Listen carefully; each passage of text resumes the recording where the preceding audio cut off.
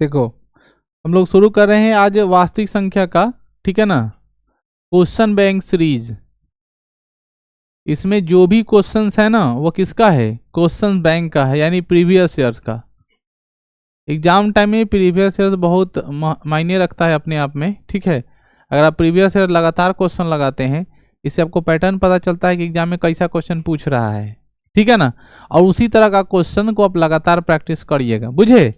तो हम लोग इस प्रैक्टिस सीरीज में जो है हम लोग आज किसका शुरू कर रहे हैं, वास्तविक संख्या का। वास्तविक संख्या का 3 पार्ट क्वेश्चन मिलेगा। कितना पार्ट, 3 पार्ट, आई मीन लगभग 150 क्वेश्चन का समावेश, जिसमें अगर आप बनाते हैं लॉन्ग मेथड से आपको हम सिखाएंगे और शॉर्ट मेथड दोनों से, जिसमें आपको शॉर्ट मेथड भी आ जाएगा और लॉन्ग मेथड भी आ जाएगा, यानी दोनों डिवीजन एक साथ। बुझे कि नहीं बुझे। चलिए तो आज हम लोग पहला इसी कड़ी में शुरू करते हैं। और पहला सवाल वो कहता है कि यूक्लिड विभाजन एल्गोरिदम, लिखा हुआ है ना, यूक्लिड विभाजन एल्गोरिदम के 2 धनात्मक पूर्णांक निम्न में से किसे परिकलित करने का तकनीक है। देखो पहले हम लोग थोड़ा इसको डिटेल कर लेते हैं। यूक्लिड विभाजन एल्गोरिदम विधि को पूरा करने के लिए आपको जानना है कि यूक्लिड साहब एक बहुत अच्छे वैज्ञानिक थे, मैथमेटिशियन थे ना रे। यूक्लिड साहब ने क्या किया, एक विभाजन विधि के द्वारा मौसा निकालने की प्रक्रिया बनाया। मौसा में अंग्रेजी में क्या बोलते हैं, HCF। क्या बोलते हैं बच्चों, मौसा निकालने की एक प्रक्रिया, एक तकनीक का इजाद किया। तो पहला सवाल तो यही डेड हो जाता है कि यूक्लिड विभाजन एल्गोरिथम विधि से क्या ज्ञात करते हैं। तो क्या बोलेंगे, मौसा। क्या ज्ञात करते हैं, ऑप्शन में मौसा ना दे करके HCF दे देगा तो क्या लगा दोगे, समझ में आ गया। अब ये समझना है कि इन्होंने कौन सा फार्मूला बताया, तो उस फार्मूला का नाम है A बराबर BQ प्लस R। कौन फार्मूला रे बच्चा, जहां पर A का जो मान होता है वो किसके बराबर होता है, भाज्य के। किसके बराबर, B का मान किसके बराबर होता है, और Q का मान किसके बराबर होता है, भागफल के बराबर। और R का मान किसके बराबर होता है, समझ में आ गया। तो यूक्लिड विभाजन एल्गोरिथम विधि से क्या निकालते हैं बच्चों, मौसा निकालते हैं। क्या निकालते हैं, अंग्रेजी में क्या बोलते हैं, HCF का पूरा नाम क्या है, हाईएस्ट कॉमन फैक्टर। अब इससे 2-4 सवाल ले लेते हैं। सबसे पहला सवाल कि अगर मौसा किसी का निकालना हो और वह लगातार अभाज्य संख्या हो, कौन संख्या हो, तो अभाज्य संख्या का HCF हमेशा किसके बराबर होता है, 1 के। किसके, कोई भी 2 अभाज्य संख्या लो, उसका अगर मौसा निकालोगे तो अभाज्य संख्या का मौसा किसके बराबर होता है, हमेशा। और अभाज्य संख्या किसे कहते हैं, वैसी संख्या जिसका गुणनखंड या तो वो स्वयं हो या नहीं तो 1 हो, अर्थात वो 1 से भाग लग जाए या उस स्वयं से भाग लग जाए। फिर दूसरे शब्दों में बोलेंगे, या तो वो 1 से कट जाए या नहीं तो स्वयं से कट जाए, वही क्या कहलाता है, या उसको क्या बोलते हैं, प्राइम नंबर कहते हैं। और अभाज्य संख्या का मौसा हमेशा किसके बराबर होता है। ठीक उसी प्रकार 2 लगातार सम संख्याओं का मौसा हमेशा 2 होता है। कितना होता है, जीवन भर किसी भी सम संख्या का अगर मौसा निकालते हैं जो 2 लगातार हो तो उसका मौसा किसके बराबर होगा। जैसे 6 और 8 का मौसा निकाले, 2 सम संख्या है, 6 और 8 का लगा लोगे, एक बार में लगाओगे 6, घटा के मिलेगा 2, 6 उतार दिए 2 तिहाई, कोई भी बड़ा से बड़ा नंबर लो उसका मौसा क्या होगा, 2 ही होगा। ये बात याद करने का ताकि ऑब्जेक्टिव बनाते समय काम आएगा। क्या बोलेंगे, 2 लगातार सम संख्या का मौसा 2 लगातार अभाज्य संख्या का मौसा, यूक्लिड विभाजन एल्गोरिथम विधि से क्या निकालते हैं, मौसा। क्या निकालते हैं, तो इसका आंसर क्या होगा बच्चों, 2। क्या होगा, ठीक। अगला क्वेश्चन हम लोग देखते हैं।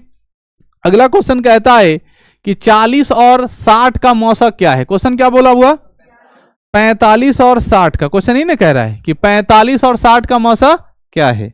जवाब में क्या देंगे, देखो जब हम चर्चा करते हैं 45 और 60 की मौसा, तो सबसे पहले ये याद रखो कि हम बच्चा की तरह नहीं बनाएंगे ऐसे भाग और ऐसे बनाने को तो ऐसे बना ही देंगे कि एक बार में लगाएं 45 15 आ जाएगा और 45 15 तिया, यानी आंसर कितना आ रहा है, पीछे वाला नहीं आंसर होता है, आगे वाला होता है, यही नहीं लगाते हैं।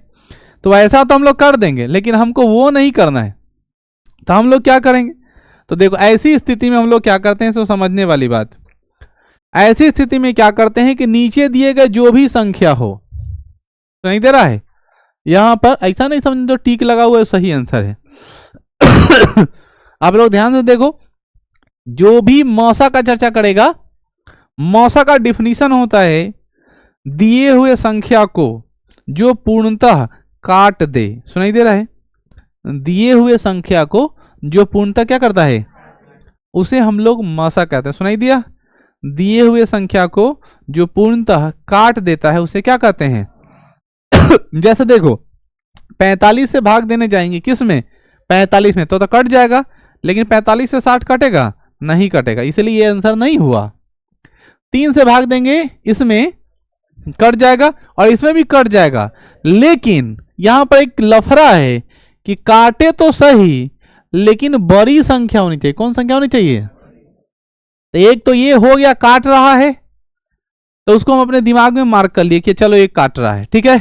दूसरा, 1 से भाग देंगे तब भी कट जा रहा है, तो ये भी काट रहा है, और 15 से जब भाग देने गए तो ये भी काट रहा है ये भी काट रहा है। तब फिर देखेंगे तीनों में सबसे बड़ा कौन है, तो बड़ा कौन है, क्योंकि मौसम में हमेशा बड़ी से बड़ी संख्या लिया जाता है, इसलिए उसका फुल फॉर्म ही है हाईएस्ट कॉमन फैक्टर, बड़ी से बड़ी संख्या। इसलिए बच्चों हम लोग कौन लेंगे, 15। क्या लेंगे, अगर ये सब दिमाग में है तो आप जल्दी से बना दीजिए। बहुत बच्चा को अभी हाई वाला बड़ा आसान लगा होगा, इतना चौचला में पढ़ने की क्या जरूरत है सर, डायरेक्ट मौसा निकाल लेंगे और जो होगा हमें टिक लगा देंगे। लेकिन जिसका ब्रेन फास्ट काम करेगा, जल्दी जल्दी भाग लगाएगा, तो इसको बनाने में 1 मिनट लग सकता है, इसको बनाने में 20 सेकंड लगेगा। बुझे, आपको जो मन है वो करिएगा, आपके हाथ में कलम पेंसिल रहेगा, बन जाएगा ना बच्चों। अगला सवाल आपके स्क्रीन पर, क्वेश्चन क्या कहता है जरा समझिए। क्वेश्चन कह रहा है एक शून्य परिमेय, सुन लो ध्यान से, एक अशून्य परिमेय, अशून्य का मतलब शून्य नहीं रहना चाहिए, 1 2 3 4 5 6 7 8 9 10 15 कुछ हो रहे, और अपरिमेय का गुणनफल हमेशा क्या होगा। बचपन से पढ़ा रहे हैं।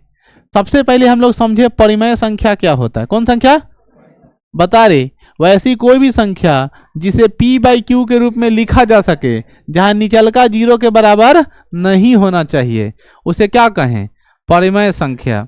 और वैसी कोई भी संख्या जिस संख्या को p/q के रूप में नहीं लिखा जा सके उसे कहते हैं अपरिमेय संख्या। कौन संख्या,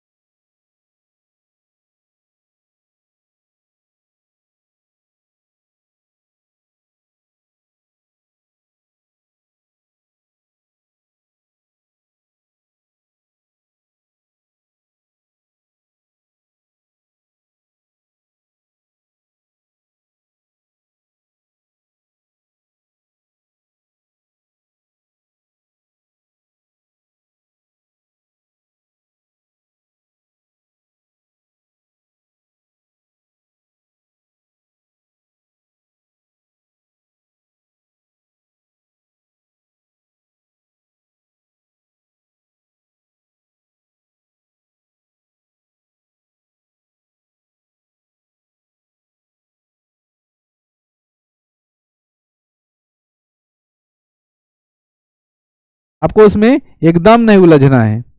अगर आप उलझ गए तो आपके लिए बहुत नुकसानदेह होगा। आपको क्या करना है, तो आप सबसे पहले क्यों काम करिएगा, क्वेश्चन को बनाने का उपाय लगाइएगा। कौन सा, प्रोबेबिलिटी का, ठीक है ना, टाइम टेकन नहीं रहेगा।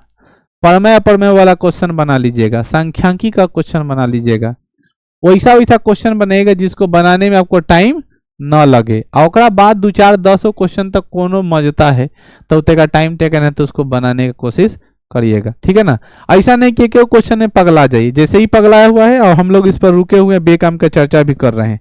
खैर हम लोग बनाते हैं क्वेश्चन को, देखते हैं क्या। सुनो, लौसा बराबर मौसा गुने 14 दिया है, तो पहले फार्मूला लगा लेना तब मजा आएगा। क्या फार्मूला है बच्चों, लौसा गुने मौसा बराबर फलान चिरान दिया हुआ है, तो देखो लौसा के जगह पर क्या बैठा था, मौसा गुने 14, क्योंकि दोनों में तो एलसीएम रिलेशन दिया हुआ है। तो लौसा को छोड़ दिए लौसा, चाहे मौसा को छोड़ दिए मौसा, गुने लौसा के जगह पर क्या बैठा दिए, मौसा गुने 14 बैठाएंगे ना रे, कोई रोक लेगा रे। आम भाषा में बोलते कोई बोलता ही रे। पहली संख्या का वैल्यू कितना है, 280, तो 280 बैठा दिए, हाई कथी आई दूसरी संख्या बस। अब इसमें मौसा और लौसा का कंडीशन कितना दिया है, 600 दिया है। तो यहां से आप रिलेशन निकाल सकते हैं दो तरीके का। पहले इसको काट कूट करके छोटा कर लेते हैं, मौसा गुने मौसा, यानी मौसा का क्या हो जाएगा, स्क्वायर हो जाएगा, और ये कितना कट जाएगा, कितना 20 गुने दूसरी संख्या। कौन संख्या हो जाएगा, 20 गुने दूसरी संख्या। समझ में आ रहा है कि नहीं। अब जैसे ही तुमको मिला 20 गुने दूसरी संख्या, तो अब यहां से दो वेरिएबल मिला, यहां से देखो ये दोनों को जोड़ने पर, मौसा और लौसा को जोड़ने पर कितना मिल रहा है हमको, 600 मिल रहा है। क्वेश्चन को एकदम अच्छे से समझो। पहले तो हम क्वेश्चन को एक लाइन में जोड़ लिए, एक लाइन में क्या किए। अगर ई भी नहीं करना चाहते हो तो एक और एक पास ऑप्शन है कि लौसा बराबर सीधे लिख दो 600 माइनस मौसा, लिख सकते हैं ना रे। लौसा बराबर क्या लिख सकते हैं, 600 माइनस मौसा, या मौसा बराबर लिख सकते हैं 600 माइनस लौसा, ये तो लिख ही सकते हैं। इससे